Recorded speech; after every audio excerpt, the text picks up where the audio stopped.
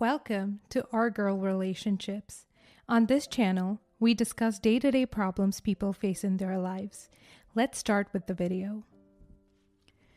Am I the a-hole for threatening to call the cops on my brother for screaming at me and my toddler son?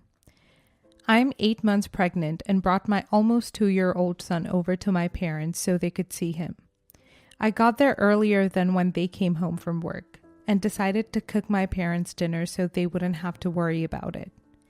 I'm big on gentle parenting and letting my son explore and play. So I let my son get out a pan and make noise with it. Before anyone asks, my parents also don't care and they think it's funny when he does this. My brother decided to also visit my parents. I had no idea he was trying to take a nap downstairs. He came upstairs and screamed at me about my son. He told me to shut him the F up and that I was a effing witch and needed to go home.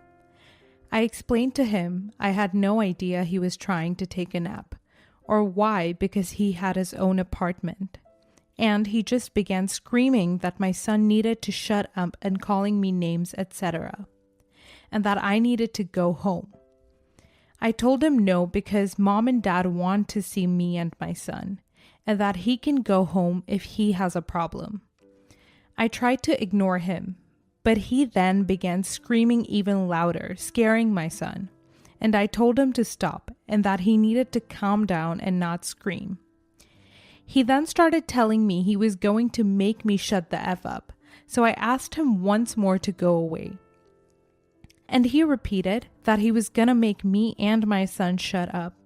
So I got out my phone and told him that he was threatening me at 8 months pregnant and with an infant, and I would call the police if he didn't stop threatening us.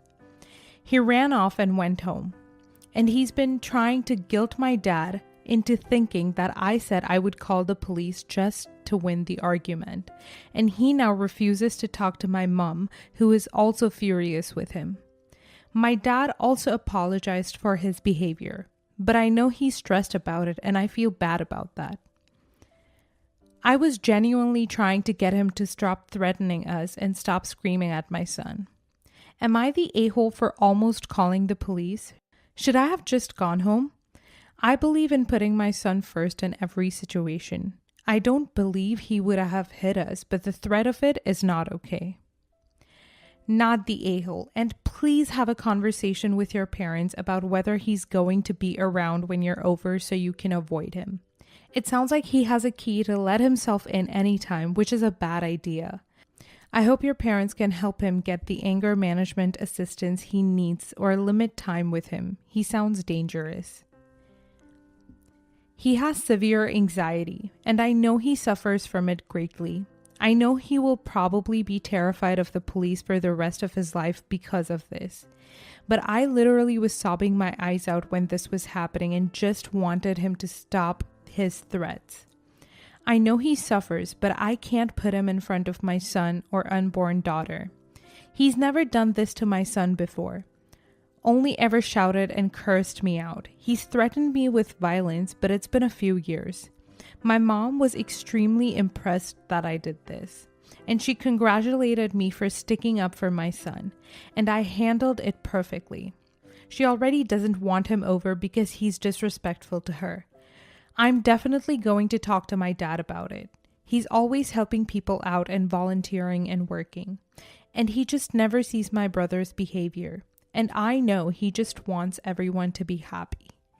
But I'm definitely going to talk to him so that he realizes what's going on. Not the a-hole. That's so sad. My siblings frequently gather at my parents' house. I live with them because I moved back to the area right before COVID and now there's no freaking house. LOL. And I would only be mad if my nephews, all under 3 years old, were here and no one woke me up from my after-work nap. LOL. Thankfully, they make sure to send the boys in to jump on my bed so I don't miss out. One of my nephews also likes to make noise with the pans, literally goes straight for the cupboard, grabs the pans and lids, and starts banging them on the floor. I sit down next to him and bang in pots and pans with him, and he thinks it's the best. This made me so sad to hear, and I could not imagine getting upset with my siblings or my nephews. Your brother needs to get help for his anger issues. Those are really hateful and threatening words, and if it were me in your situation, I would have absolutely done anything to get him to stop yelling at me and my 2-year-old, including calling the cops. It's bad enough getting yelled at, but using those words would have terrified me. I can't imagine being 2 and getting yelled at like that. Not the a-hole. To the person saying it was just a way of winning an argument, she warned him what the consequences would be if he continued to shout that he would make a pregnant woman and her 8-year-old child shut the F up. If you saw a man screaming that in public, would you assume everything was fine and that any calls to the police were just to win an argument? I sincerely doubt it. You would be seeing someone verbally abuse a woman and a small child and threatening violence, so calling the police or warning them that you would is a reasonable way of forcing them to consider their actions and reassess if they want to continue. Next story. Am I the a-hole for not wanting to be a maid for my husband's family? I apologize that English is not my first language. My husband, 26 male, is American. I am Spanish, 24 female, and we live in the US with his family. Due to COVID, I lost my job and my husband works in the family construction company as well as his siblings, 23 male and 22 female. When we got married, his parents asked me to live with them in their house, claiming that it would be very tragic for my husband to move out now. After so long, the house has been under renovation and is finally ready. The house is big and spacious, and as I have no family and not much money, it was the only option. As time went by, bullying started to emerge. My father-in-law telling jokes about me eating for free and about me being poor. My sister-in-law jokes about my hair, skin, eyes, body, makes up lies, and my brother-in-law only treats me well when he wants to. I talked about moving out here. My mother-in-law said that if we leave, my husband will be fired from the construction company. Without a salary, we can't even pay rent. Sometimes it's so much stress that I wake up to throw up. Now they want me to be the housemaid. They offered me $50 a week. The house is huge and difficult to clean, and I have cleaned the house already since I live here. But they want me to accept the $50 a week so that they can boss me around. I thanked them and said that I prefer cleaning for free as a form of payment for food. I don't want money because this money will bring humiliation. But now they're saying that I have a very big ego. Am I the a-hole? Not the a-hole. They are being racist a-holes. I hope you can get out of that house soon. Why isn't your husband standing up for you? I can tell that my husband is not even close to being the favorite son. They bully him too, and if he tries to raise his voice, they threaten to fire him. Once they threatened to kick him and me out of the house. Not the a-hole. The fact that they even tried making you the maid is so disrespectful in my opinion, and the fact that your husband is allowing his family to treat you like this is not okay either, girl. You need to speak to your husband and figure out an alternative place to go and a different job. If he's got experience, it may be easier for him to get another job than you think. Good luck to you. Not the a-hole. You're definitely not the a-hole here. That sounds like a very tough situation. I'm so sorry you're even in this position.